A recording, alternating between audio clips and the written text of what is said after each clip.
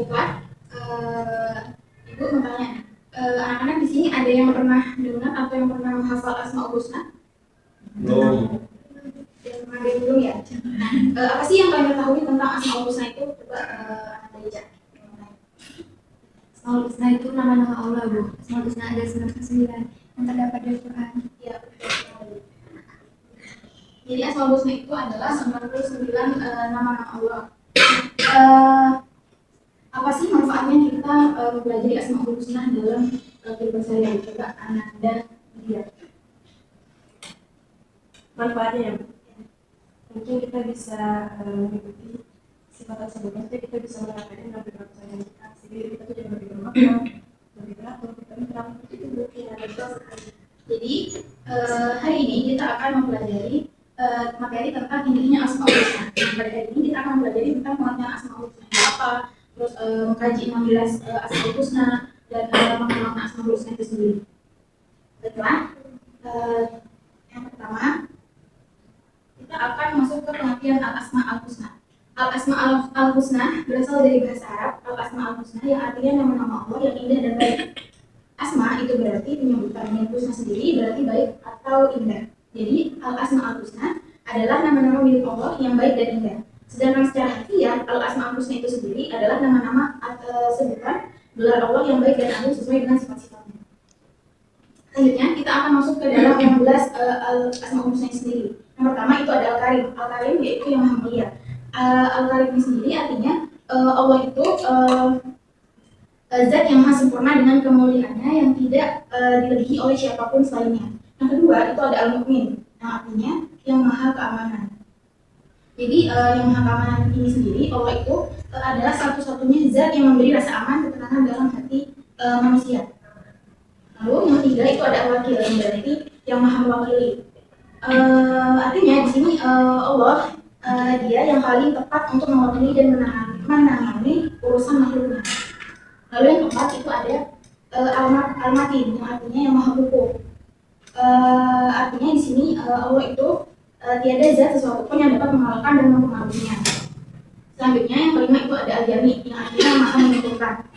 Nah, Al-Jami di sini maknanya Allah itu adalah zat yang mengumpulkan semua makhluk pada hari kiamat. Lalu yang keenam itu ada Al-Hafiz, yang artinya yang maha memelihara.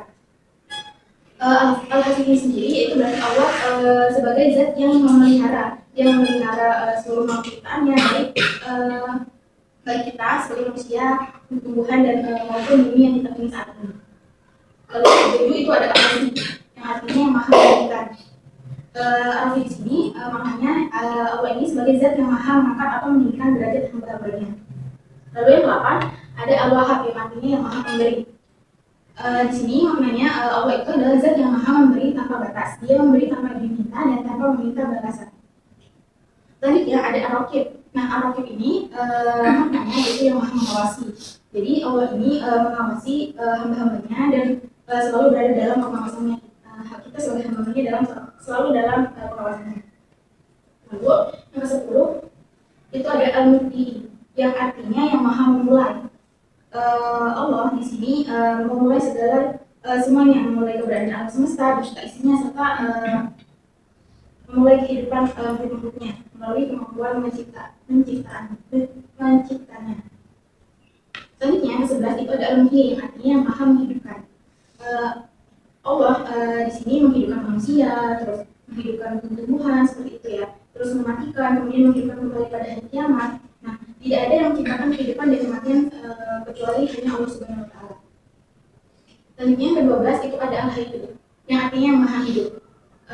Di sini Allah adalah zat yang tidak mungkin mengalami kematian.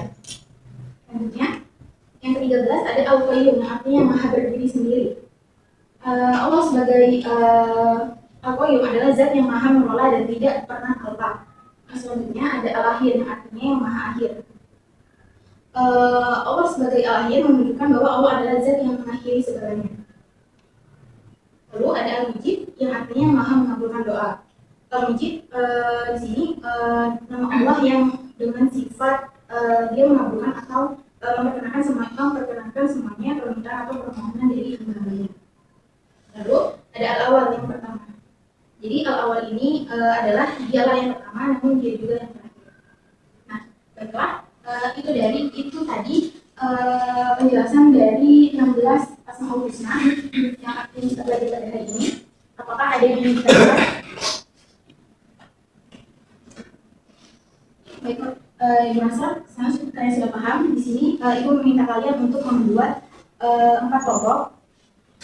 Di kelompok 1, kelompok 2, kelompok 3, dan kelompok 4. Jadi tugasnya itu adalah setiap kelompok itu nanti mencari satu contoh dari penerapan Asmaul Husna dalam kehidupan sehari-hari, baik di rumah, sekolah, maupun di lingkungan masyarakat. Nah, baiklah, Ibu akan bagi per kelompoknya itu. Kelompok 1 itu nanti akan mencari penerapan dari Al-Karim, terus Al-Mu'min, Al-Wakil, dan Al-Matin. Lalu yang kedua itu ada Al-Jami, Al-Hafiz, dan Al-Rafi, dan Al-Wahab. Terus yang kelompok 3 itu nanti akan mencari Al-Rakib, Al-Mufti, Al-Muhyi, dan Al-Hayyun. Dan yang terakhir yang kelompok 4 yang di ujung itu mencari Al-Qayyum, Al-Akhir, Al-Mujib, dan Al-Awwal.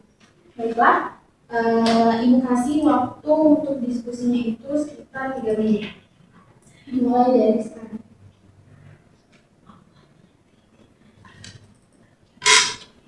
Baiklah, Ibu merasa sudah. Ibu mohon untuk perwakilan dari setiap kelompok mempresentasikan hasil diskusi dimulai dari kelompok pertama. Sudah kelompok pertama silakan. Tadi terus menjadi satu contoh penerapan Al-Karim, Al-Mu'min, Al-Wakil, sama Al-Hafiz dalam kehidupan sehari-hari. Untuk Al-Karim ini contoh dalam kehidupan sehari-hari, kayak kita melihat teman kita tidak membawa ke sekolah, lalu kita membagikan makanan kita itu dengan ikhlas tanpa mengejek ataupun mengharap pujian dari teman-teman lainnya, dan sikap suka berbagi dan membantu orang lain menunjukkan keadaan Al-Karim. Terus Al-Mu'min, ketika kita menemukan, contohnya itu ketika kita menemukan dompet di jalan, terus kita tuh tidak mengambil uangnya, tetapi kita berusaha mencari pemiliknya, siapa yang punya dompet itu, dan mengembalikannya. Terus Al-Wakil, contohnya itu seorang pelajar itu belajar dengan sungguh-sungguh, mengerjakan soal latihan dan berdoa sebelum ujian, walaupun dia tahu kondisi ekonomi keluarganya itu tidak stabil atau kurang. Terus Al-Wakil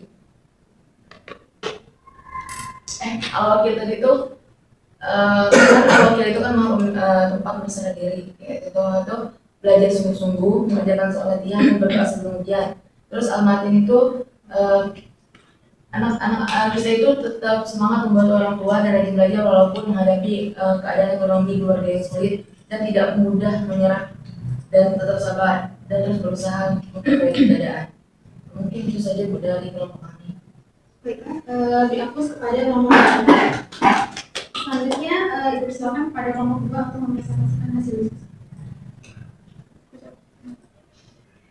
Jadi sebelumnya yang pertama itu adalah dari kata Allah itu yang mengambilkan, maksudnya itu Allah itu bisa mengumpulkan semua makhluk dari kiamat. Allah juga bisa melakukan hal-hal yang tadinya bisa. Kalau misalkan dalam sehari-harinya, contohnya itu misalkan dalam hidup kita telah diberantakan, maka kita itu harus selalu ingat bahwa Allah itu bisa menyatukan lagi masalah kita yang menjadi lebih baik. Allah merasakan itu.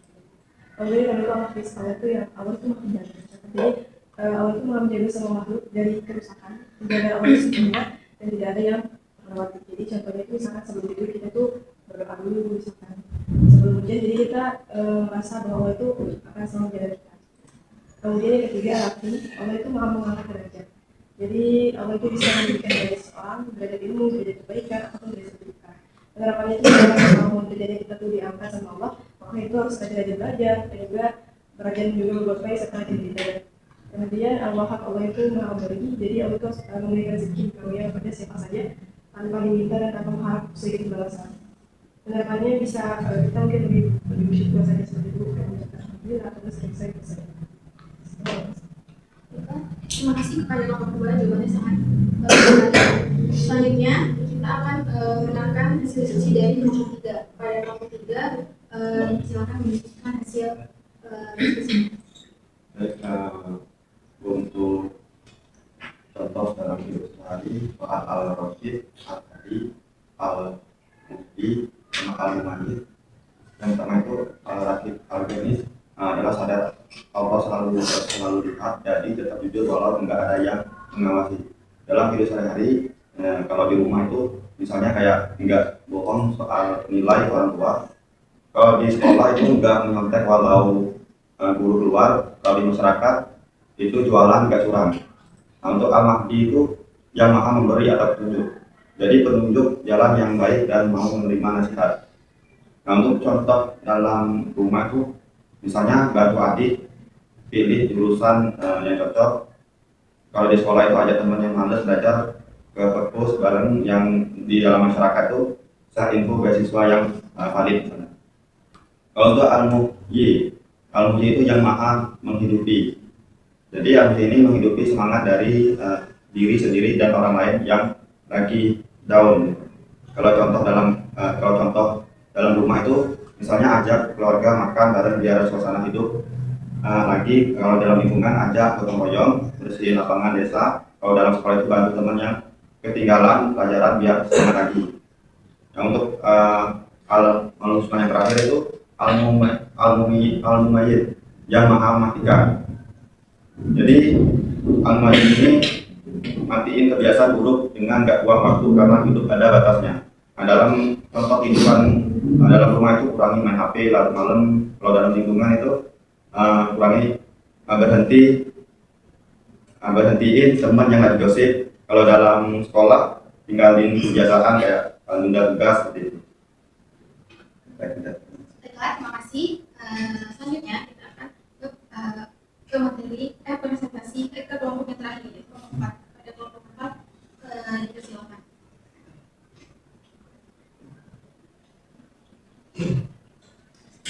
Baik,